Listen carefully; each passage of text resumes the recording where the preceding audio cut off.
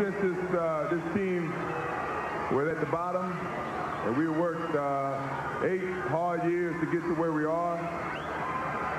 Last 3 years, we've been very, very tough in terms of trying to duplicate what we did the previous year. Certainly, destiny shall be back here for the 4th time. Thank you. I just feel that at this particular time in my career, I've reached the pinnacle of my career. I've achieved a lot in that short amount of time, if you want to call it short. But I just feel that I don't have anything else for myself to prove. An in-depth look at the man who brought 3 straight NBA championships to the city of Chicago. A tribute to Michael, a WGN News special report. Boy, what a difference in attitude just a few short months can make with somebody. Good evening, everybody. I'm Dan Roan. And I'm Allison Payne. It's nice to have you with us tonight for a tribute to Michael, which, Allison, what amounts to about a 30-minute thank you note to Michael Jordan from all of us here at WGN. And a big goodbye. And we love you, Mike, too.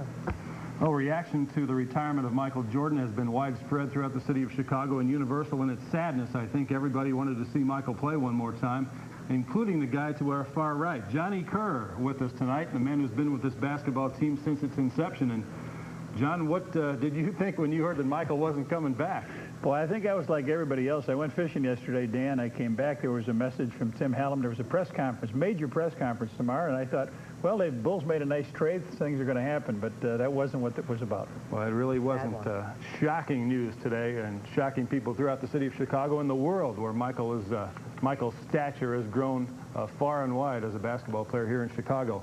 We have some other players on the team tonight, and we're going to show you where they are and what they're going to be doing this evening. One of them is Rich King. He's standing by Michael Jordan's restaurant. Rich? That's right, Dan. A lot of people are watching Michael Jordan highlights on the big TV screens here at Jordan's restaurant. We'll have some player reactions on Michael Jordan's retirement from the Bulls and from around the league. First of all, though, more on this story. We go to Comiskey Park. Randy Salerno is standing by. Rich, baseball takes a bit of a back seat here tonight as baseball fans, Sox fans, Bulls fans, sports fans in general react to Michael's retirement. We'll let you hear what they have to say a little bit later on. Allison? All right, thank you, Randy. A double blow for Sox fans tonight.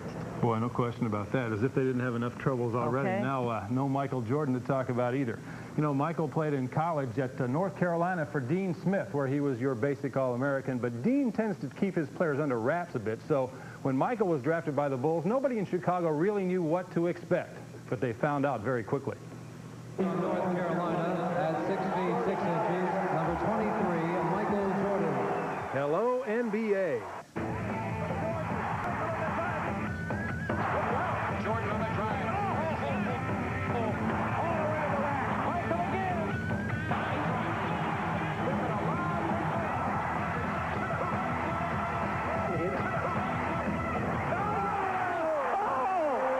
Ready for the pros? I think so. 5 team records, 28 points a game, NBA Rookie of the Year. The only thing that ever slowed him down was the foot he broke 3 games into his second NBA season. It knocked him out of 62 games. It is very frustrating to sit on the sideline and see your team not do so well, and knowing that if you was in there, you can help out a whole lot. But you can't really do anything. You just have to cheer from the bench and try to give your points from what you see on the bench, and it's very frustrating. When he did come back, Michael helped himself into the NBA record book with a 63-point playoff explosion against Boston. Jordan came back completely healed for his 3rd season, which by the numbers was his best ever.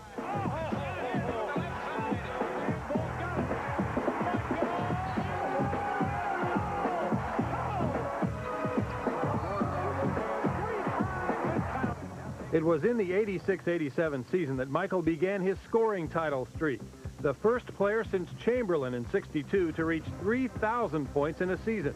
He was all everything that year. The rest of the 80s brought scoring titles on an annual basis, but also brought steady improvement from the team perspective. 1990 produced a wicked 7-game series with Detroit in the Eastern Final that ended in heartbreaking defeat. Isaiah Thomas. Those bloody battles with the Pistons would only strengthen Michael's resolve. He would win an NBA championship. And in '91, he jerked his teammates with him to the top of the basketball world. The signature play from the NBA Finals against L.A. has been seen on TV more times than Neil Armstrong's moonwalk. But the telling picture from the finals is this one. Michael with his dad, dissolving into tears of joy, holding the gold. It would become a habit, playing through controversy, driving the Bulls to a second NBA title. The Knicks had taken Detroit's place as league leader in thuggery, but Jordan stood his ground and stood up for his teammates as the Bulls won a bone-shaking 7-game series. Cleveland would fall next, and then Portland at home in the finals. And last season, the Bulls played for posterity. Could they become the third NBA team to win 3 consecutive titles? In the Eastern Finals, they were all but dead against New York. Michael hounded by the Knicks and annoyed by the media. Still, he and the Bulls responded and found themselves in the NBA Finals again. They would finish Phoenix in 6. Michael splitting the Suns for a key last-minute basket. Apparently, the last points he would score in a Bulls uniform. He might think be that back. wasn't hard to say? I still say he's coming back. Well, he did leave the gate open just a little bit this afternoon at that press conference. But, you know, I think Michael's teammates were in awe of him, too, and I think that was part of the problem there as they started to get real good but couldn't quite get over the hump there against Detroit. Once they determined that they could play with this guy, that he was indeed human, even though he was so terrific, that they finally started to do some things, and now here they are with 3 straight championships. And the question is, what do they do after Michael Jordan? We'll take a look at that when we come back. Also coming up, Michael's greatest hits and, of course, fan reaction. Stay with us. Michael with the steal. Showtime in Seattle. Hey, that's what they came to see.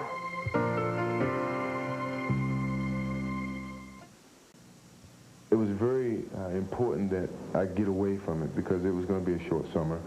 And we was going to be right back trying to defend something, had that same type of intensity and same type of hunger that we had last year. So it was very important for me to get away from the game a little bit and let my appetite get wet a little bit. Of course, that one a couple of years old. Michael said today the hunger is gone, and that's why he retired as a member of the Chicago Bulls. Welcome back to the show. Dan Ronan, Allison Payne, and Johnny Kerr joining us in the studio. John, you have had the privilege of seeing every point that Michael Jordan has scored in his career with Chicago. That's unbelievable. Everybody envies you. Well, I'll tell you, Allison, Dan, it was a great run to see that tongue wagging and watch him.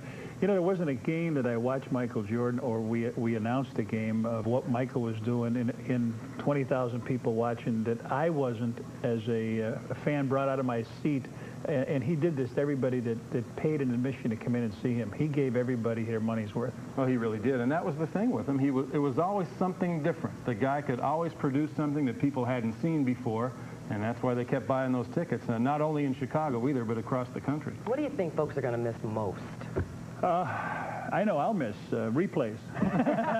Watching him stuff and do the things. That's your job, right? But I think that the people who wanted to take their kids to see Michael Jordan play last year, they aren't going to get a chance to do this. But they'll talk about him, as I heard as a kid, people talk about Babe Ruth. Right. You got to see Babe Ruth. He hit this homer. He did this. He pointed out to the stands. Well, Michael has the same kind of feeling about him. Exactly what Steve Sanders said last night, compared him to Babe Ruth. Well, it's true. And, you know, Shaquille O'Neal has his feet on the ground, I think. He said today, and he's the guy who's probably going to step into Michael's shoes in some respects as far as the entire league is concerned. But the Shaq man said, I'll be able to tell my grandkids that I played 1 year in the same league with Michael Jordan. Okay. Yeah. That's not bad. Can we talk about the future of the team now after Jordan? What's next? Well, I think the Bulls aren't going to change their triple post offense. I think they're going to go into camp with the things they have to do. And we'll probably see Scottie Pippen move into that #2 spot.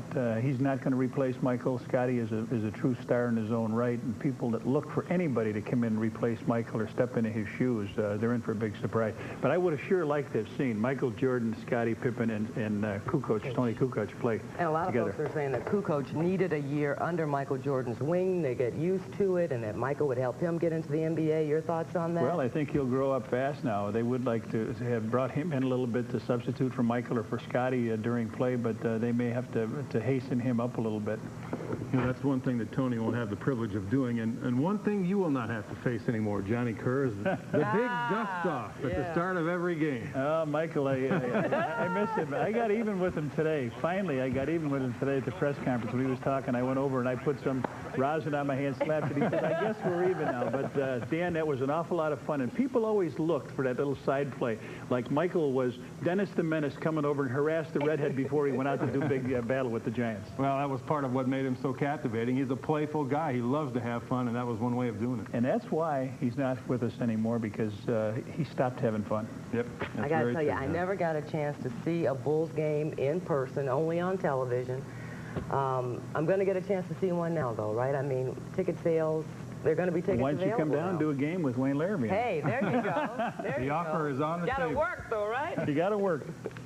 Why don't we check in with Rich King now? He's down at Michael Jordan's restaurant with some fan reaction for us. Rich? Well, Allison, the fans here had a tough day. They were watching the White Sox lose Game 2 against Toronto, and of course, it's the day that Michael Jordan retired. It's not been a good day here at Jordan's restaurant.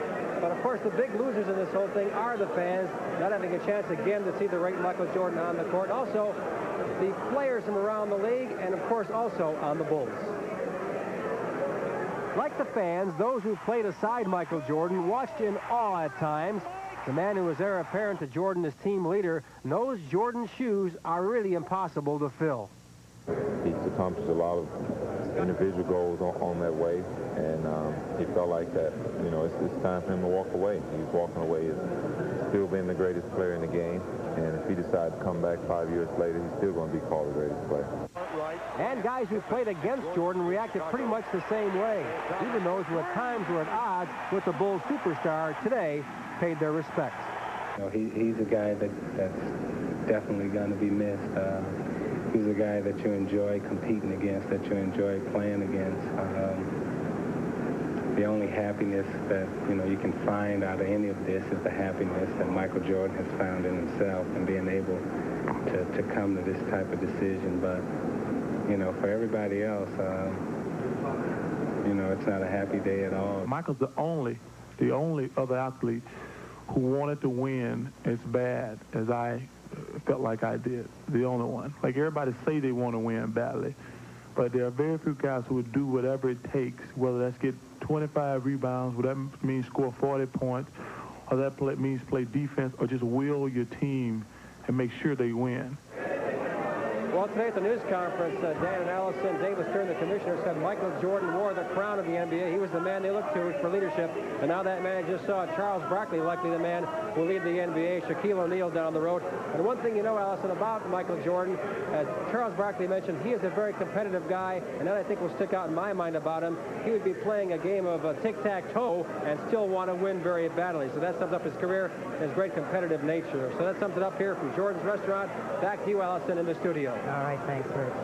And you got a chance to see that up close. I mean, you've met the man many times, highly competitive. Golf course, bowling alley, basketball court, you name it, he wants to win it. Dancing. Doing Little James Brown and everybody. That's what Michael always said. Well, we have more to come yet on a tribute to Michael here on WGN. We'll check into Comiskey Park with Randy Salerno when we come back and see what Sox fans think about all this. That coming up in just a moment. Here's Jordan in deep on Elo.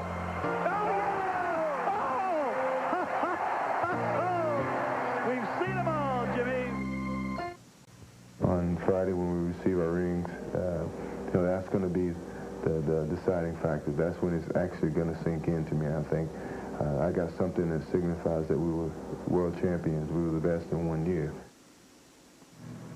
Welcome back to our tribute to Michael and Dan Rome. Before we went to the break, we were talking about how competitive he is, and then that just leads us to the great rivalries like Detroit and Cleveland. Talk a little bit about that, would you? What I was thinking when we showed the shot of Michael scoring over Craig Elo was the fact that they're probably going to have a citywide holiday sometime this week in Cleveland up there on Lake Erie, because he has done it to them so many times over the years, and Michael's public enemy #1 in Cleveland, Ohio, booed to the teeth every time he walks on the floor or out of the stadium onto the bus. I mean, you don't get that in any other city, I don't think, but boy, in Cleveland, it was a different kind of situation for Michael. How do they get away with that? I mean, he's the most loved athlete all over the world. Except in Cleveland. Okay. Right. Randy Salerno is at Comiskey Park with some Sox fans who are having a really bad day today. Randy? Well, yeah, it hasn't been a great day here, Allison. But, you know, even though the American League playoffs are taking place right here today, and Chicago hasn't hosted them basically since Michael Jordan arrived in town, even the playoffs couldn't overshadow today's announcement. But I'll tell you what, we talked to Sox fans, we talked to Cubs fans, we talked to sports fans, we talked to Bulls fans, and all of them are unanimous in their support for Michael's decision. You've given us a lot of great memories, and you deserve whatever you have coming to you. It's been a great ride. Jordan off the steal. And the Chicago Bulls have won their first ever NBA championship. I'd tell Michael go out and enjoy his life. You know, he brought 3 championships to Chicago. Hey, what more can you do? Here's Jordan. As a player who just went through 2 championships with practically the same players, I don't see a reason for messing up success. He's given us a good years since he's been here, and he's ready to take a rest. What will your fondest memory be? Probably the 3-peat. Jordan from long range. That's a 3. Knocked away by Grant. It's all over. The Chicago Bulls have won 3 straight NBA championships. Michael Jordan, when that buzzer went off, first shot so high. I would tell him that Chicago loves him, and they'll always be with him. And the reason that she loved him was the reason I loved him too. And from North Carolina, Michael Jordan!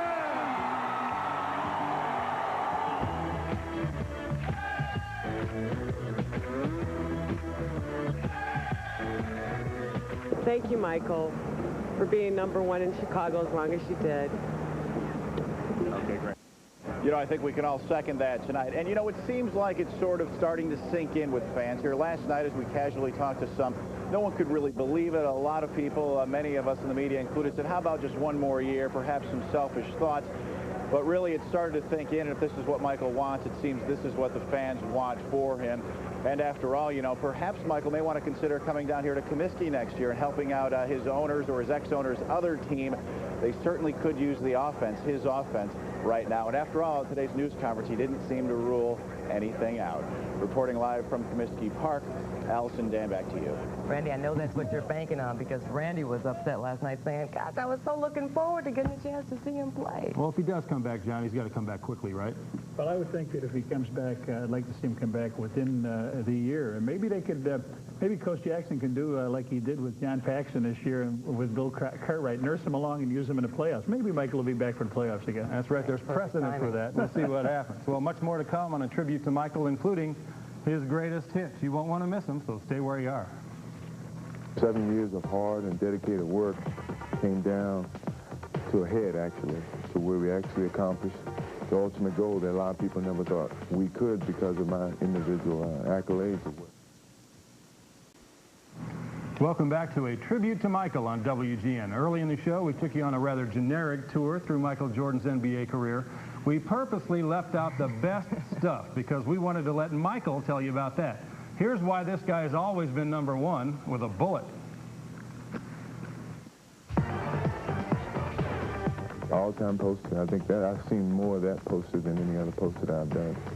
You know, anytime that you can represent the fans and the people in Chicago and do it with style, you know, you have to remember that for a long time. And that was an opportunity for me to win the dunking contest, and I felt energized from 18,676, you know, and helping me to jump from the free throw line and make that dunk. Now, you tell me the Russians can play these guys, and you're not as smart as I think you are, and I don't think a whole lot of you are real smart to begin with. Working under Coach Knight, I think everyone should get that opportunity at least for once in their life, and I think they can appreciate everybody else that they coach, that they have as a coach. We all were on the same level, all Americans or whatever, and to see how they competed, and it gave me a great sense of level of competition in terms of what I needed to do to stay above ahead of them.